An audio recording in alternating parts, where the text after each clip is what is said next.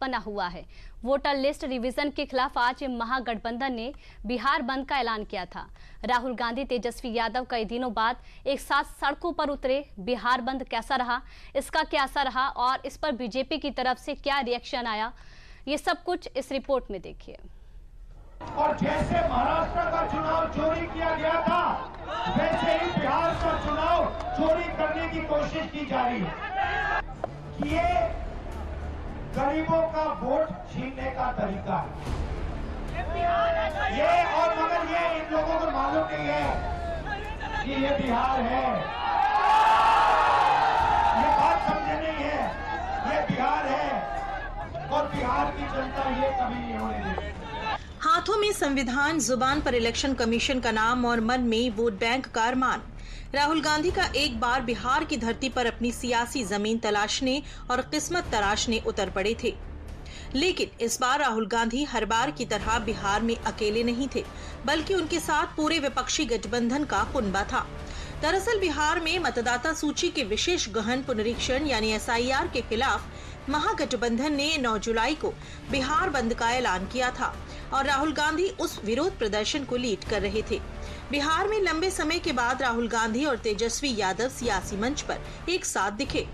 यही नहीं, उनके साथ CPI महासचिव D राजा, भारतीय कम्युनिस्ट पार्टी, मार्क्सवादी लेनिनवादी लिबरेशन के नेता दीपांकर भट्टाचार्य और बिहार कांग्रेस अध्यक्ष राजेश राम भी मौजूद थे। यानी महज एक विरोध प्रदर्शन नहीं, बल्कि विपक्षी गठबंधन की ताकत का भी प्रदर्शन था।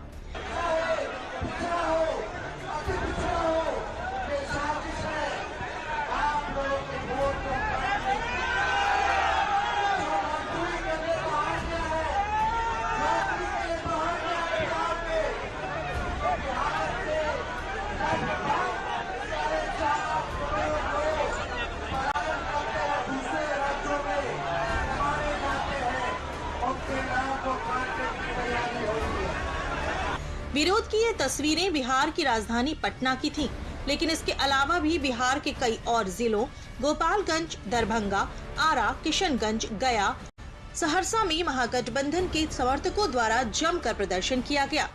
संविधान हाथ में लेकर विरोध करने वाले इन दलों ने संविधान की भी जमकर धज्जियां उड़ाई। कहीं ट्रेनें रोक दी गईं तो कहीं सड़क पर आगजनी कर डाली। बिहार बंद के दौरान 12 नेशनल हाईवे जाम किए गए तो करीब 7 जगहों पर ट्रेन रोकने की कोशिश की गई। कटिहार में जाम में फंसी महिलाएं प्रदर्शनकारियों से हाथ जोड़कर रास्ता देने की गुहार लगाती रहीं, लेकिन प्रदर्शनकारी नहीं माने। बीजेपी ने इस हरकत पर कांग्रेस और राजद को निशाने पर लिया है। जो वोट का वेरिफिकेशन हो रहा है उस पर आज बिहार बंद का ऐलान किया है इन्होंने। सुबह से ही रोड पर लोगों को तंग करना, परेशान करना, टायर जलाना, लोगों को दिक्कत देना, जबरदस्ती लाठी लेके बंद कराना, ये काम इन्होंने शुरू कर दिया है। जनता इनके साथ नहीं, सिर्फ कांग्रेस और राजद के कार्यकर्ता ये सब हरकत कर रहे हैं। जनता ने बिहार बंद को पूरी तरह से नकार दिया है।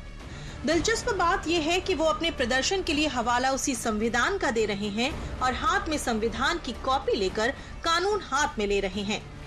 देखिए, वोट के अधिकार के लिए लोकतंत्र की जननी बिहार तैयार है और लोकतंत्र में अगर तंत्र से केंद्र की सरकार और बिहार सरकार चाहती है सत्ता में आना तो जनता नहीं आने देगी। ये गरीबों का वोट, दलितों का वोट, नौजवानों का वोट, किसानों मजदूरों का वोट के अधिकार से ये वंचित करना चाहते हैं। महागठबंधन का ये राजनीतिक बंद है। सवाल इस बात का है कि संविधान के प्रावधान के तहत चुनाव आयोग है, चुनाव आयोग का सवालों का जवाब देना है।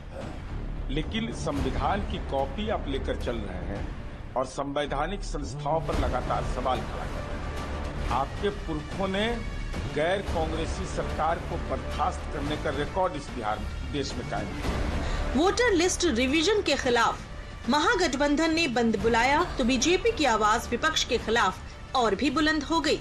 बीजेपी इसे महागठबंधन का सियासी ड्रामा करार दे रही है।